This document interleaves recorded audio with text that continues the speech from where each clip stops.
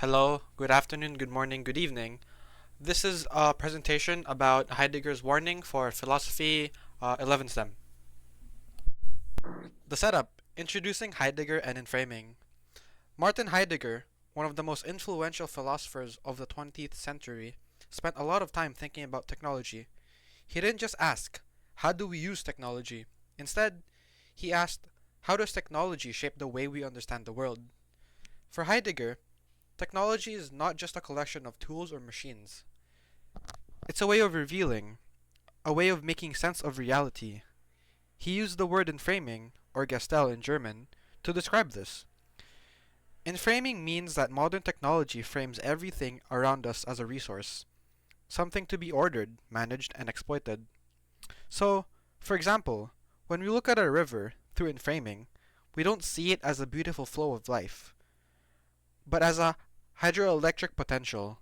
When we look at a forest, we don't see a living ecosystem, but just timber to be harvested. That's the starting point of this warning. The danger. When framing changes us. Heidegger believed this way of seeing is dangerous because framing doesn't stop with nature. It also affects how we see each other and even ourselves. When everything is seen as a resource, people become reduced to their usefulness, their productivity, or their data. We stop seeing human beings as full, unique existence, and instead treat them like replaceable parts of a machine. Think about how a modern workplace can treat employees as human resources. Even that phrase shows in framing at work, or how social media can reduce people into clicks, followers, or metrics. In every case, inframing pushes us to measure life only in terms of utility and efficiency. The real danger is that this way of seeing becomes so dominant that it blocks out all other ways of experiencing the world. We lose sight of mystery, beauty, or being itself. We forget to ask deeper questions about existence because everything has already been flattened into something to be used. The consequence. This is where Heidegger's warning becomes clear. If we only live through inframing, the true essence of being the fact that things exist in matter ways beyond usefulness gets covered up. Technology doesn't just change the world outside us, it changes how we think, how we relate, and how we value existence. Imagine walking through a forest and framing tells you this is wood, this is paper, and this is fuel. But the forest can also be experienced as a home for life, as a place of wonder, or even as a symbol in poetry. When framing dominates, all of those who all of those other meanings fade into the background. We start to believe the only truth is the one given by technology. And this is dangerous because once being obscured, we risk forgetting what it means to live authentically. We might achieve efficiency and power, but at the cost of losing depth, meaning, and connection.